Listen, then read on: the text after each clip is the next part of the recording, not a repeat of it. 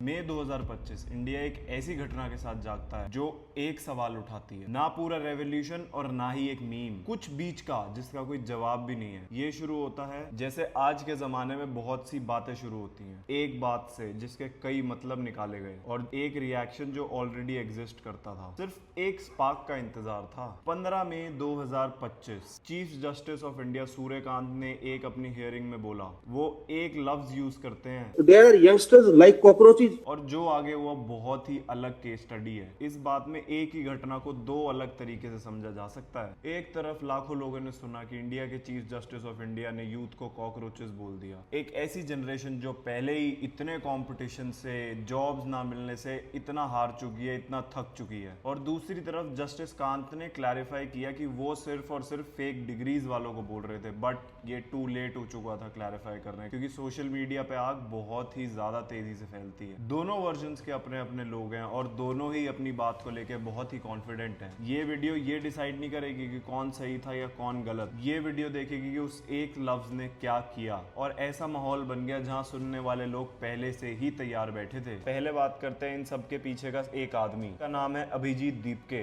एक ऐसा इंसान जिसका बैकग्राउंड समझना बहुत जरूरी है, क्योंकि बैकग्राउंड बहुत अच्छे से बताता है कि कौन क्या सोच रहा है और कब सोच रहा है। 2020 दिल्ली इलेक्शन, अरविंद केजरीवाल की आम आदमी पार्टी की बहुत ही बड़ी जीत। एक 24-25 साल का लड़का जिसका नाम अभिजीत दीपके इस पार्टी के लिए डिजिटल कैंपेन बना रहा होता था। यही था उसका पॉलिटिक्स में पहला विजिबल कदम। 5 साल बाद आज वो खुद की पार्टी खड़ी कर रहा है इंस्टाग्राम और सोशल मीडिया। कुछ लोग इस बैकग्राउंड को एक पॉजिटिव साइन मानते हैं कि वो पॉलिटिकली एक्सपीरियंस्ड है और वो सब कुछ समझता है। कुछ लोग इसे कंसर्न भी मानते हैं। अब आते हैं कि अभिजीत दीपके ने ये सब सोशल मीडिया पे शुरू करते टाइम क्या क्या अपने पॉइंटर्स रखे और उन्होंने एक मैनिफेस्टो बनाया 5 पॉइंट। जैसे हर पॉलिटिकल पार्टी को एक प्रोग्राम चाहिए होता है, वैसे ही कॉकरोच जनता पार्टी के पास 5 डिमांड्स। हर डिमांड के सपोर्टर्स भी हैं और क्रिटिक्स भी, और हमें दोनों ही सुनना बहुत जरूरी है। पहली डिमांड, कोई भी chief justice of India retire होने के बाद राज्यसभा की सीट नहीं पाएगा। सपोर्टर्स का कहना है जुडिशरी तभी इंपॉर्टेंस है जब जजेस को पोस्ट रिटायरमेंट लालच ना दी जाए रिवॉर्ड्स की। और ऑपोजिशन का कहना है कि रिटायर्ड जजेस का पार्लियामेंट में होना एक ही बहुत ही बड़ा एसेट है, क्योंकि उनका एक्सपीरियंस उनको बहुत ही ज्यादा अच्छा डिसीजन मेकर बनाता है। दूसरी डिमांड, अगर कोई सही वोट डिलीट किया गया, चीफ इलेक्शन कमिश्नर को यूएपीए के अंडर गिरफ्तार किया जाए। वोटिंग राइट्स का खत्म करना सबसे बड़ा सीरियस क्राइम है, और क्रिटिक्स का कहना है कि यूएपीए के अंडर बेल मिलना ही बहुत मुश्किल है, जो कि गलत होगा और ये पनिशमेंट अनजस्टिफाइड भी हो सकती है। तीसरी डिमांड, पार्लियामेंट में 50% वुमेन रिजर्वेशन। सपोर्टर्स का कहना है महिलाओं का पॉलिटिकल रिप्रेजेंटेशन अभी बहुत कम है, और क्रिटिक्स का कहना है कि पार्लियामेंट में बिना सीट्स बढ़ाए महिलाओं की 50% रिजर्वेशन करना मतलब मेल सीट्स कट करना है, जो कि पॉलिटिकल रेजिस्टेंस फेस करेगा। चौथी डिमांड, अडानी ग्रुप और रिलायंस इंडस्ट्रीज के मीडिया लाइसेंसेस कैंसिल किए जाएं। सपोर्टर्स का कहना है कि ये बड़े मीडिया हाउसेस अपना एक नैरेटिव सेट कर देते हैं गवर्नमेंट के फेवर में, और क्रिटिक्स इस चीज में कहते हैं कि सिलेक्टिव मीडिया हाउसेस और कंपनीज का नाम लेकर ये गलत एनफोर्समेंट है, और अगर ये चैनल बंद हुए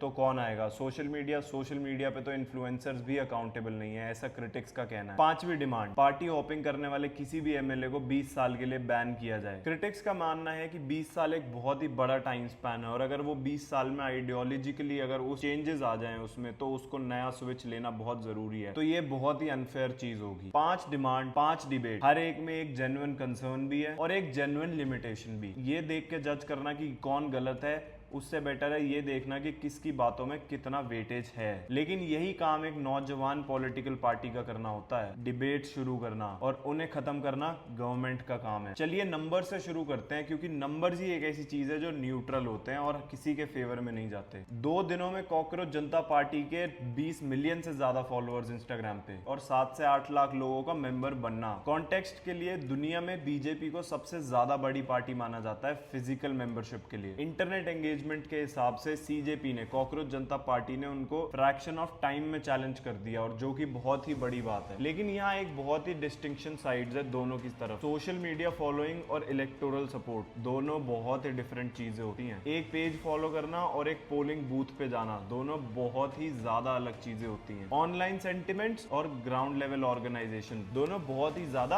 अलग रियलिटीज हैं, और ये सीजेपी को डिसमिस नहीं करना चाहिए। हर केस में नंबर्स का मतलब पॉलिटिकल पावर पावर या पॉलिटिकल सपोर्ट नहीं होता। पार्टी ने खुद अपनी ऑडियंस को डिस्क्राइब किया है बेरोजगार और आलसी लोगों में। एक सवाल जो दोनों साइड से आता है, क्या ये ऑनेस्ट और सेल्फ अवेयर ब्रांडिंग है या ये एक ऐसे बेस पे इंडिकेट करता है जहां पे पॉलिटिकल पावर में आना बहुत ही ज्यादा मुश्किल है? ये सवाल अभी खुला है और इतिहास ही इसका जवाब दे पाएगा। 21 में आधी रात को गवर्नमेंट कॉकरोच जनता पार्टी के इंडियन पेज को विथहोल्ड करने के लिए बोलती है। ऑफिशियल रीजन पब्लिक ऑर्डर के लिए पोटेंशियल थ्रेट। इस डिसीजन को भी दोनों तरफ से देखा गया। गवर्नमेंट का पर्सपेक्टिव जो उन्होंने ऑफिशियली दिया है वो ये है कि साउथ एशिया में यूथ मूवमेंट्स ने रिसेंट ईयर्स में गवर्नमेंट को डिस्टेबलाइज किया है। बांग्लादेश, नेपाल, श्रीलंका एक रैपिडली ग्रोइंग पेज, चाहे वो कितना भी पीसफुल हो, मॉनिटरिंग और प्रिकॉशंस का सब्जेक्ट बन सकता है। प्रैक्टिकली ये पेज बंद हुआ, लेकिन इनकी कवरेज और भी ज्यादा बढ़ गई क्योंकि आप जिस चीज को छुपाने की कोशिश करते हो वो और ज्यादा दिखती है। सरकार का ये डिसीजन इफेक्टिव था या काउंटर प्रोडक्टिव, ये डिबेट अभी भी ओपन है। सीजेपी जेन्युइनली एक ब्रॉड कोलिशन बिल्ड कर रहा है, पॉलिटिशियंस, आर्टिस्ट, क्रिएटर्स जो यूथ फ्रस्ट्रेशन को रिप्रेजेंट करना चाहते हैं। दूसरा, सीजेपी रैपिडली एक स्पेसिफिक पॉलिटिकल कैंप का टूल बनता जा रहा है जो जेन्युइनली इंडिपेंडेंट कभी नहीं होगा। दूसरी बात, अगर वो लोग जो बीजेपी के अगेंस्ट हैं और सीजेपी के साथ है, तो क्या सीजेपी ट्रूली न्यूट्रल है? ये भी एक डिबेट है। ये ऑब्जर्वेशन किसी के अगेंस्ट बिल्कुल भी नहीं है, ये सिर्फ इस मूवमेंट की क्रेडिबिलिटी के लिए है, स्पेशली जो एक सिस्टम से अलग होने का क्लेम करते हैं, बट जो इनको सपोर्ट करना चाहता है या सपोर्ट कर रहा है वो अलग नहीं है। इस पूरे डिबेट को समझने के लिए हमें कुछ और देशों को समझना पड़ेगा क्योंकि ये पहली चीज नहीं है। हिस्ट्री में ये चीजें बहुत पहले से चलती आई हैं और हमने देखी हैं। बांग्लादेश जुलाई 2024 ट्रिगर था एक कोटा सिस्टम। गवर्नमेंट जॉब्स में 30% सीट्स रिजर्व्ड थी। स्टूडेंट्स का सवाल था मेरिट का क्या? आज की जनरेशन को उनके एंसेस्टर्स की वजह से क्यों पीनलाइज या फिर रिवॉर्ड किया जाए? और इस डिमांड पे एक बहुत ही ब्रॉड सपोर्ट मिला स्टूडेंट्स से, यंग प्रोफेशनल से और इवन कुछ सरकारी एम्प्लॉइज से भी। गवर्नमेंट ने इनिशियली कुछ फोर्स से रिस्पॉन्ड किया, इंटरनेट रिस्ट्रिक्ट किया, कर्फ्यू लगाया और इससे देखते ही देखते प्रोटेस्ट और बड़े हो गए। 5 अगस्त 2024 15 साल की प्राइम मिनिस्टर देश छोड़ गई। 3 हफ्ते के यूथ प्रोटेस्ट ने एक एस्टैब्लिश्ड गवर्नमेंट को हिला दिया पूरा। लेकिन बांग्लादेश की कहानी यहाँ खत्म नहीं होती और यही इंपॉर्टेंट फैक्टर है। गवर्नमेंट गिराने के बाद आई एक इंटरिम गवर्नमेंट। बांग्लादेश ने दिखाया कि यूथ पावर एक एस्टैब्लिश्ड गवर्नमेंट को चैलेंज कर सकती है और बांग्लादेश ने यह भी दिखाया जो प्रोटेस्ट के बाद आता है वो इक्वली कॉम्प्लेक्स होता है और हर किसी से नहीं हैंडल हो सकता क्योंकि गवर्नमेंट चलाना या देश चलाना कोई भी दुकान चलाने जैसा नहीं होता। अब आते हैं नेपाल पे। नेपाल की कहानी थोड़ी अलग है। बांग्लादेश में एक स्पेसिफिक ट्रिगर था, नेपाल में एक लॉन्गर स्लोअर डिससैटिस्फैक्शन रही है जो स्ट्रक्चरल है और इंडिविजुअल नहीं। नेपाल की डोमेस्टिक इकोनॉमी ने सफिशिएंट अपॉर्चुनिटीज क्रिएट नहीं की और यही चीज नेपाल के यूथ में एक डीप फ्रस्ट्रेशन क्रिएट करता आ रहा था। नेपाल का एक और भी बहुत बड़ा चैलेंज है, एक रोटेटिंग सेट ऑफ लीडर्स जो बार बार पावर में आते हैं। ऑब्जर्वर्स इसे पॉलिटिकल म्यूजिकल चेयर्स भी कहते हैं। कॉकरोच जनता पार्टी जैसा ही एक और एग्जाम्पल इटली में हुआ था 2009 में। कॉमेडियन जिनका नाम है बेपे ग्रिलो, वो टेलीविजन पे बैन हो चुके थे 2009 में। बैन होने का रीजन ये था कि एक लाइव शो में उन्होंने इटली के पॉलिटिशियंस को बहुत ही ज्यादा खुला क्रिटिसिज्म दिया। उस बैन के बाद उन्होंने इंटरनेट पे टर्न किया। ग्रिलो का ब्लॉग इटली का सबसे पॉपुलर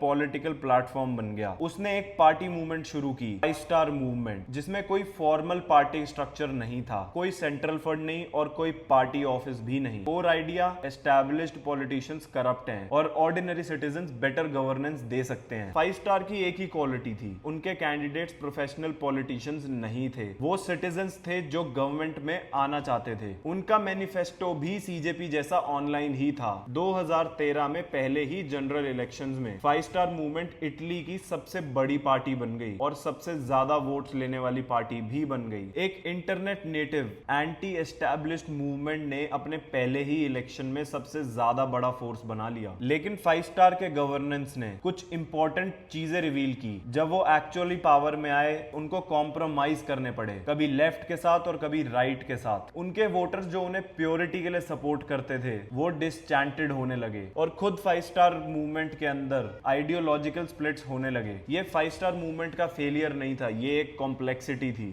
जो हर मूवमेंट को तब फेस करनी पड़ती है जब वो ऑपोजिशन से पावर में शिफ्ट होती है। सीजेपी और 5 स्टार के बीच कई पैरेलल्स हैं। इंटरनेट से origins, anti establishment framing, ordinary citizens, meme culture और सीरियस पॉलिटिक्स का मिक्स। 5 स्टार की ट्रैजेक्टरी सीजेपी के सपोर्टर्स और क्रिटिक्स दोनों के लिए एक केस स्टडी बन सकती है, क्योंकि 5 स्टार ने बताया कि ये पॉसिबल है और 5 स्टार ने ये भी बताया कि पॉसिबल और सिंपल दोनों में बहुत फर्क होता है। इंडिया ने ऐसा कुछ पहले भी देखा है अपने ही घर में 2011 में। India against corruption movement, Anna Hazare, anti establishment energy, internet से एम्पलीफाइड, अर्बन यूथ की पावर। पहले ऑब्जर्वर्स ने इसे डिसमिस किया और आज वो ही आम आदमी पार्टी है और पावर में भी रही है। आपकी सक्सेस के पीछे बहुत सारी चीजें थी, ground level organization, ward level workers, physical presence और एक क्लियर स्पेसिफिक इशू, वो है करप्शन। और वो एक बहुत ही ब्रॉडली रिलेटेबल चीज थी। और आपकी गवर्नेंस हमेशा से बहुत कॉम्प्लिकेटेड रही है। कुछ पॉलिसीज वाइडली प्रेज्ड और कुछ डिसीजंस वाइडली क्रिटिसाइज्ड। अगर हम बात करें सीजेपी की, इस मूवमेंट के बारे में लोगों को कुछ सीधे सवाल हैं जो ना ही सीजेपी के सपोर्टर्स पूछ रहे हैं और ना ही क्रिटिक। दोनों ही साइड इन्हें अवॉइड करती आ रही है। पहला सवाल, यूथ एम्प्लॉयमेंट एक बहुत ही बड़ा रियल प्रॉब्लम है, लेकिन क्या सीजेपी के पास इसके लिए स्पेसिफिक सोल्यूशन है? उनकी 5 डिमांड्स में कहीं भी ये क्लियरली विजिबल नहीं है कि उनको जॉब के बारे में बात भी करनी है, और ये एक बहुत ही बड़ा गैप है जो सपोर्टर्स को एड्रेस करना चाहिए। दूसरा सवाल, करंट गवर्नमेंट के पास यूथ एम्प्लॉयमेंट के लिए पॉलिसीज हैं, पीएलआई स्कीम, स्टार्टअप सपोर्ट्स, ये पॉलिसीज इफेक्टिव है या नहीं, ये एक अलग डिबेट में आता है और इन सब चीजों को एक्नॉलेज करना बहुत ही जरूरी है। तीसरा सवाल, क्या ऑनलाइन मोमेंटम और पॉलिटिकल कमिटमेंट एक ही चीज है? क्या अगले इलेक्शंस में ये 20 मिलियन फॉलोअर्स इलेक्शन में इनको वोट करेंगे? क्या वो वार्ड लेवल ऑर्गेनाइजेशन में पार्टिसिपेट करेंगे? पर दूसरी साइड अगर देखा जाए, ये 20 मिलियन लोग फॉलो तो कर रहे हैं और वो कुछ तो रिलेटेबल और सिग्निफिकेंट फैक्टर है। चौथा सवाल, अभिजीत दीपके सीजेपी के फाउंडर इंडिया से बाहर हैं। कुछ लोगों का कहना है कि आज की डेट में जियोग्राफी मैटर नहीं करता। कुछ लोगों का मानना है कि जो आवाज इंडिया के यूथ के लिए बोल रही है उसको इंडिया में होना बहुत जरूरी है और ग्राउंड रियलिटी बाहर से बिल्कुल भी नहीं देख सकते, और दोनों ही पर्सपेक्टिव में वेट भी है। और पांचवा सवाल, जो ये 5 डिमांड्स रखी गई हैं, इनके बाद क्या? अगर कल ये सब डिमांड्स पूरी हो जाएं, क्या वो अनएम्प्लॉयमेंट सॉल्व होगी? क्या वो सिस्टमैटिक प्रॉब्लम जो यूथ को फ्रस्ट्रेट कर रही हैं, क्या वो एड्रेस होंगी? या फिर ये डिमांड्स एक स्टार्टिंग पॉइंट है और सारी चीजें उसके बाद शुरू होंगी? मीम्स हटा दो, कंट्रोवर्सी हटा दो, वायरल मैट्रिक्स हटा दो और सेलिब्रिटी एंडोर्समेंट को भी हटा दो, पर अब अंदर क्या? एक जनरेशन जो सिस्टम से ज्यादा एक्सपेक्ट करती है जितना सिस्टम डिलीवर नहीं कर रहा। ये कोई जजमेंट नहीं है, ये एक गैप है एक्सपेक्टेशंस और रियलिटी के बीच, और वो गैप रियल है। कुछ लोग कहते हैं गैप इसलिए है कि वो अनरियल है, और कुछ लोगों का मानना है ये गैप इसलिए है क्योंकि सिस्टम फेल हो रहा है। इस वीडियो का कोई भी वर्डिक्ट नहीं है, सीजेपी गलत है या सही, ये वक्त डिसाइड करेगा। जो जरूरी है वो ये जानना है कि इंडिया का यूथ आखिरकार चाहता क्या है, क्योंकि ऑनेस्ट कॉन्वर्सेशन और डिमांड्स ही हैं जो इस गैप को खत्म कर सकता है।